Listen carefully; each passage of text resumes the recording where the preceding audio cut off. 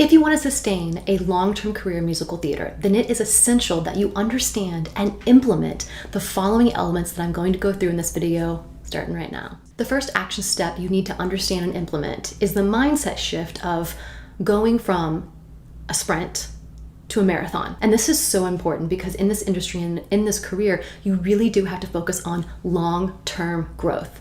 If you're here and you're someone that's like, I'm just gonna make it on Broadway and I'm gonna have a big break and from then on, I'm never gonna not be performing, it doesn't work that way.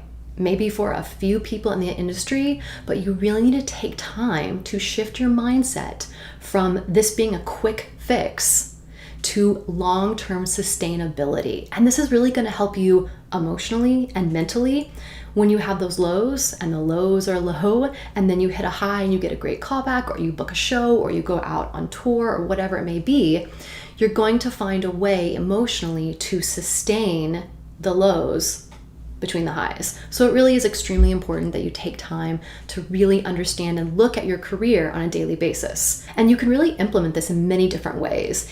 In a way of building your book, in a way of cultivating new auditions, new connections, adding to your website, your social media, building out what you need in this career long-term, piece by piece, rather than thinking, okay, today I have to have every single thing I need to go audition for a Broadway show, or I need everything I need right now to be a famous musical theater performer. It just really doesn't work that way. And if you want to sustain a career long term, you got to make that mind shift now so that you can truly understand how to get from A to Z, whatever A to Z is to you, whatever success means to you in this industry, in a long-term growth without burning out. The next thing I want you to understand and to implement is to get clear on your goals. Now, this career looks different for every single person.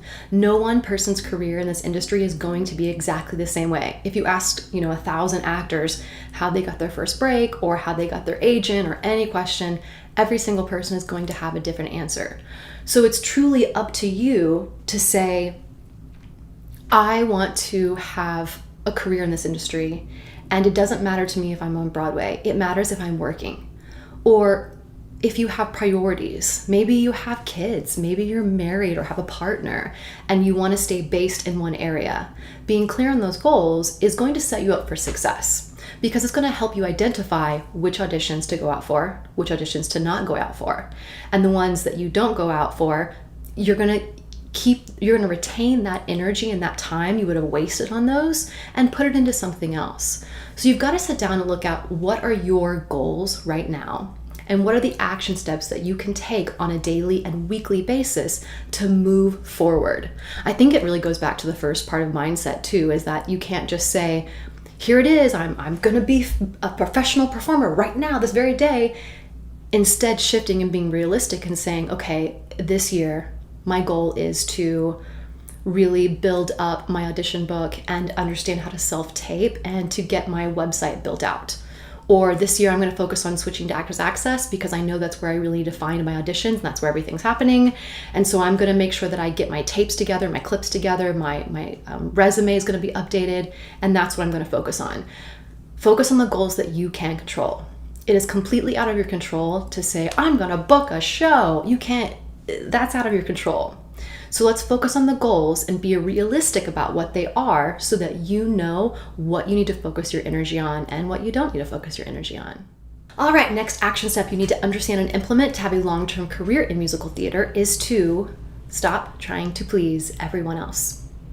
Stop trying to please your parents. Stop trying to please your agent. Stop trying to please your best friend. Stop trying to please your mentors, your professors, your teachers. You have got to be in this industry for yourself. So where do you want to live? Do you want to be in New York City? Do you want to be in LA? Do you want to be in Chicago? Do you want to be in your home state of Oklahoma? That's where I'm from. Where do you want to be based right now? Because if you say, oh, I have to be in New York City because that's where everything is happening, it really depends on the last thing we talked about, which is what are your goals? What are your boundaries? Where do you want to be located for this year? And you can't be worried about trying to please casting. If you try to please them or be what you think they want you to be, you're never going to get it right because you're never going to know. So stop worrying about pleasing other people.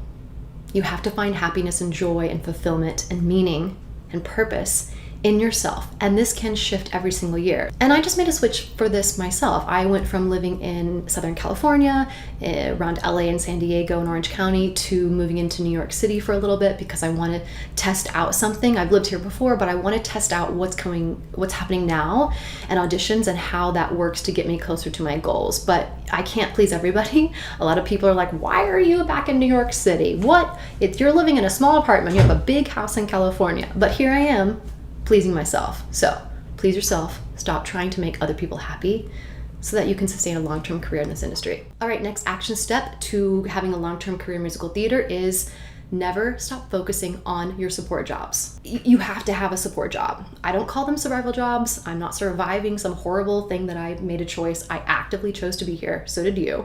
So you can never stop focusing on your support jobs. So support jobs, what I mean is making income from something perhaps you're skilled at, something outside of acting. It could be teaching, it could be coaching, it could be, whatever skills that you have that you're making money, that you're monetizing off of.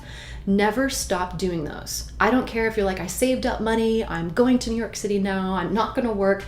Don't do that. Still find ways to make income so that you're never sitting here going, I cannot pay my rent, I cannot eat today. Continue to cultivate those support jobs. And the best thing you can do is to create new support jobs that allow you to travel, to be a performer, to be flexible for auditions.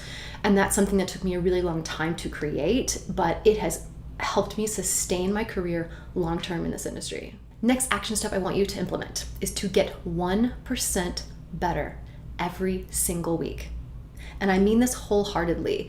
Every single week, every single month, 1% better. You're going to work 1% harder on one thing. And really go back and look at your goals.